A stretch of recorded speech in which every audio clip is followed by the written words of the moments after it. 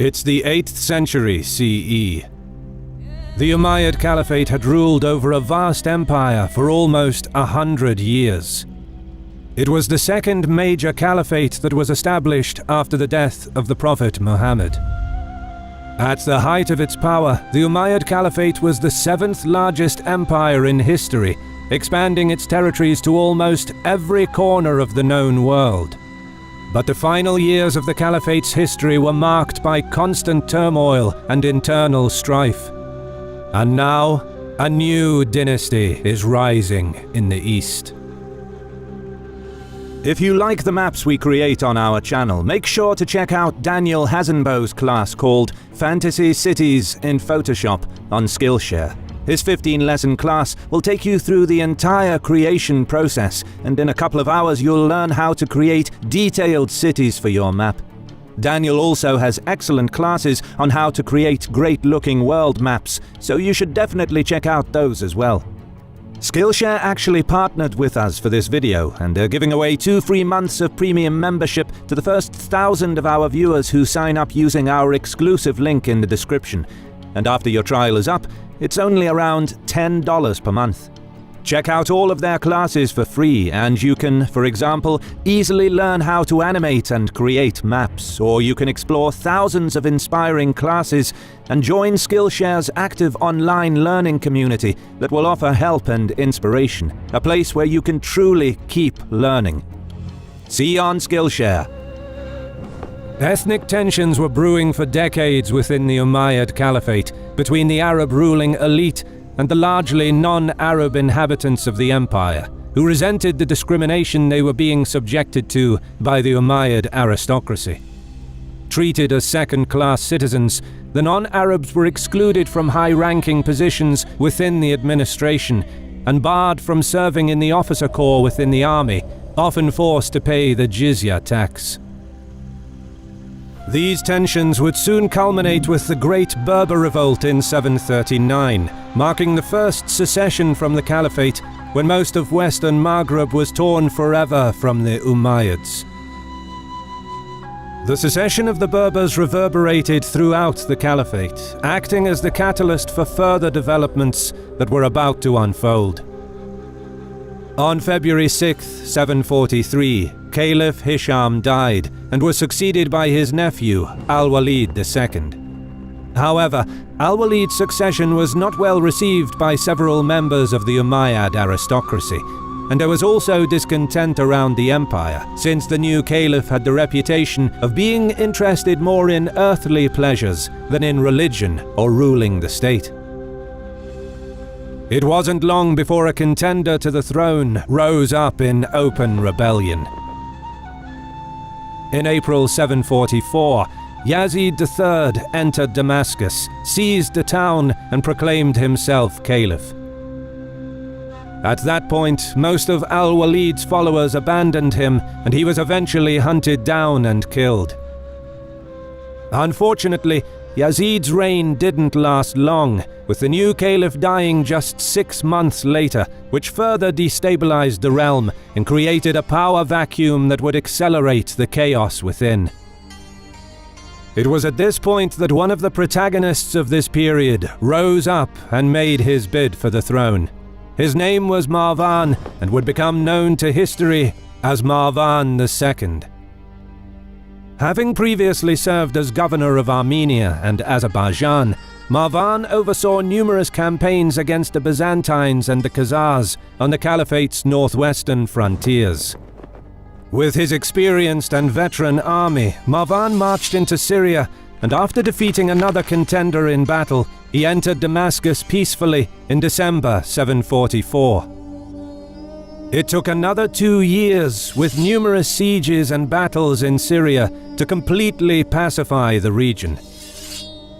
But while Marwan was busy quelling revolts in Syria, both Egypt and Iraq rose up against his rule. The caliph was forced to dispatch a large army to Egypt and successfully quelled the revolt there. He then rushed east, mobilizing his troops in Syria to intercept the rebel army at Al-Ghaz in late summer 746, successfully killing the rebel leader and forcing the remnants of his army to abandon Upper Mesopotamia.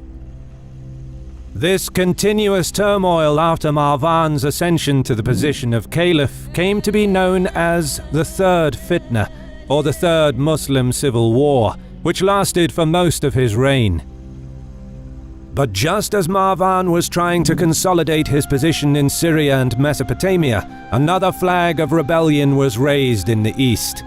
It was the Abbasids from the northeastern province of Khorasan. The Abbasids were an Arabic dynasty, descended from one of the youngest uncles of Muhammad. They claimed to be the true successors of the Prophet by virtue of their closer bloodline to him. Their revolution, however, was far from spontaneous. Instead, it was an outcome of decades-long planning and preparation. Abbasid missions ushered a campaign of proselytism that lasted for decades. They sought to gather support behind a member of the house of the Prophet who shall be pleasing to everyone, but being especially careful not to make explicit mention of the Abbasids. Both Arabs and non-Arabs flocked to their banner, although it is thought that because of ethnic tensions created by Umayyad policies, the non-Arab followers of the Abbasids played a major role, as the discontentment was especially prominent among the Iranian peoples in the eastern parts of the Caliphate. The harsh measures adopted by the Umayyads in repressing Iranian customs and culture was a point of friction that ultimately created the spark of insurrection, and the Abbasids used this in their carefully thought-out plans for a revolution to create a common rallying cry for all anti-Umayyad elements within the Caliphate. In 747, the legendary military leader of the Abbasid revolution, a man most probably of Iranian descent who went by the name of Abu Muslim, was sent by Ibrahim, the Imam of the Abbasid family, to initiate the revolution in Khorasan. On June 9th of the same year, Abu Muslim raised the black standard of the Abbasids that was chosen as a direct rebuke to the white banner of the Umayyads. The revolution had begun. With a force of about 10,000 men, Abu Muslim marched on Merv, and by February 14th, 748, he expelled the Umayyad governor of Khorasan and took the city. Abu Muslim's officer, Qutbah ibn Shabib, was quickly dispatched against Sayyar, chasing him all the way to Kumis in western Iran. Qutbah was soon intercepted by an Umayyad force of 10,000 men at Gorgan, which he quickly defeated. Meanwhile, Sayyar was able to regroup and was reinforced by the Caliph at Ray, but he was again defeated. The Umayyad commander died while trying to reach the city of Hamadan, while being pursued by the undefeated Abbasid commander. Qutbah's victories continue, and in March of 749 he was able to defeat another, even larger Umayyad force of around 50,000 men at Isfahan. Nahavand remained as the last bastion of the Umayyads in the eastern part of the empire. Remnants of their defeated armies joined those already garrisoned in the city, but after Qutbah defeated yet another Umayyad relief contingent from Syria, resistance collapsed in the region. At the same time, Abu Muslim was being busy consolidating Abbasid grip on power in the eastern side of Khorasan, wiping out any opposition and pacifying any rebel elements that remained. After almost 9 decades, Umayyad rule in Khorasan was over. The victorious Abbasids were now free to advance onto Mesopotamia. Their objective was the city of Kufa, which was the epicenter of the Abbasid revolution in the area. In August 749, another Umayyad commander attempted to stop the forces of Qutbah before they could reach Kufa. But the cunning and charismatic Abbasid general remained one step ahead. Qutbah launched a nighttime attack against the Umayyads while they were unprepared, and his army was once more victorious. Unfortunately for the Abbasids, one of their few losses was the brave and charismatic Qutb himself. As the vestiges of the defeated Umayyads were besieged within Wasit, Abu Muslim led his army across the Euphrates and took Kufa. On Friday, November 28, 749, As-Saffar, the great-grandson of Muhammad's uncle, was proclaimed the new caliph in Kufa, with the backing of Abu Muslim and his army. The new caliph, aiming to cement Abbasid rule, appointed members of his own family to command the armies of the revolution. Thus his brother, Abdullah ibn Ali, was given the supreme command of Abu Muslim's army, even though the actual command was still in the hands of Abu Muslim. Now, with the strategically important city of Kufa under Abbasid control, Abu Muslim marched towards Mosul, with more Abbasid contingents joining the main bulk of the army on its march. At this point, Marwan II, who had amassed a large army in Haran, advanced toward Mesopotamia in order to meet the Abbasid contesters.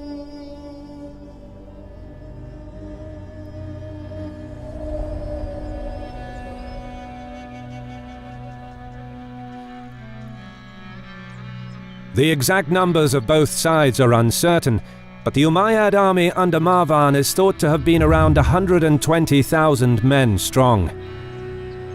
On the other hand, the Abbasid army under Abu Muslim was significantly smaller and would not have exceeded 35,000 to 40,000 men.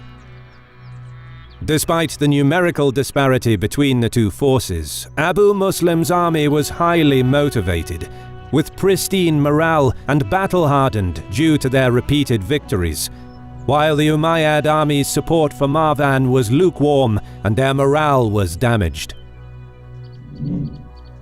It was a cold morning on January 25th, 750, when the two armies finally met on the eastern bank of the Greater Zab River. The soldiers of both armies turned towards Mecca, lifting their hands in prayer. When the morning prayer was finished, the battle drums of both sides started thumping. The outcome of this clash would decide who would be the ruler of the Islamic world. On a muster call, both armies fell into compact battle arrays.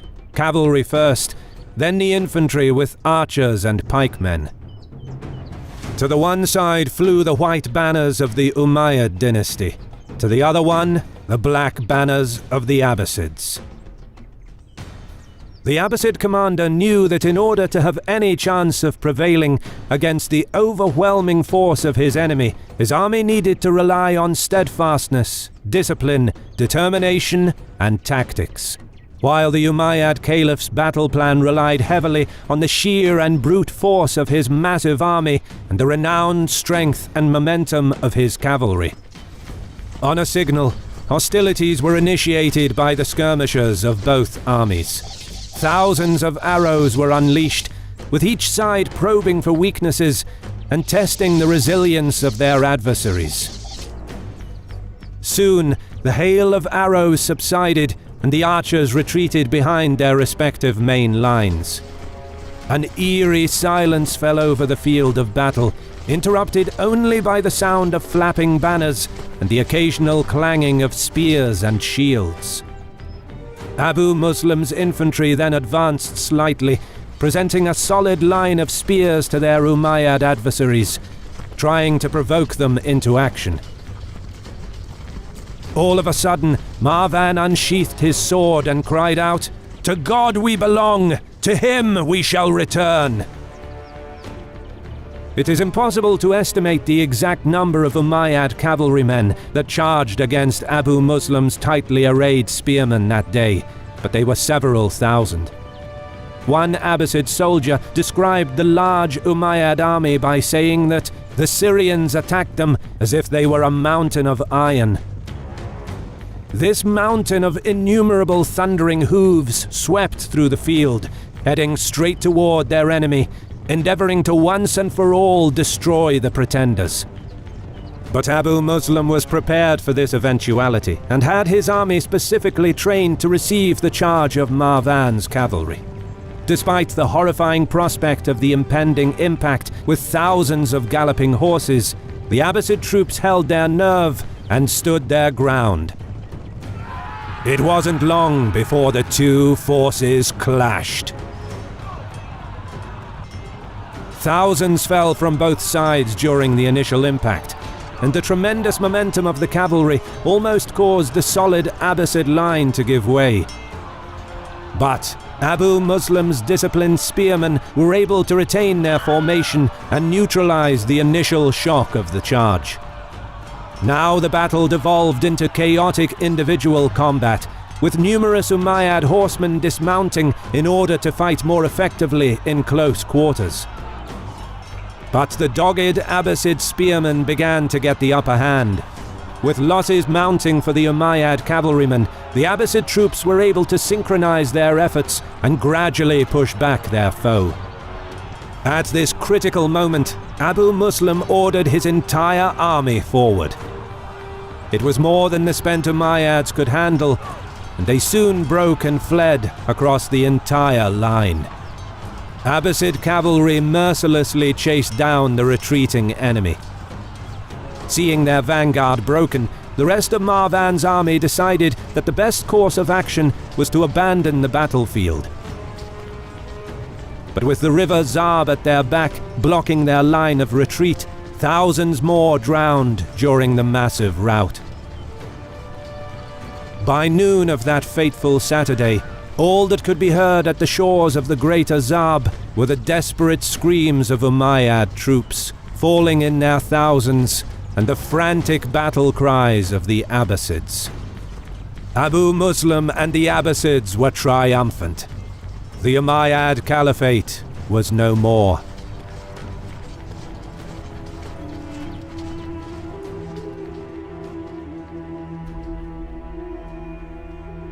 Marwan managed to survive the carnage of the battle by fleeing to Syria and then to Egypt. But he was chased down, captured, and eventually executed. Marwan's death signaled the end of the Umayyads, and the victorious Abbasids proceeded to eradicate almost the entire Umayyad dynasty. By April, Damascus fell, which effectively put an end to Syrian domination of the Muslim world. Abul Abbas Asafar became the first caliph of the Abbasid Caliphate, and the ruthless and charismatic Abu Muslim, who spearheaded the new regime, made sure that power shifted away from Syria and to the east by setting up the capital at the city of Kufa. This signaled the dawn of the Abbasids, which ushered a new age of cultural and scientific blossoming in the Islamic world that would last for centuries to come.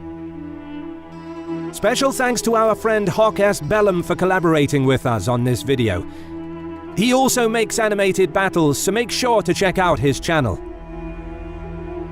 Credit goes to our awesome patrons who make videos like this one possible. Consider joining them to support our work. You can also support us by subscribing to our channel and clicking the bell button to get notified when our new videos are released. And as always, thank you for watching.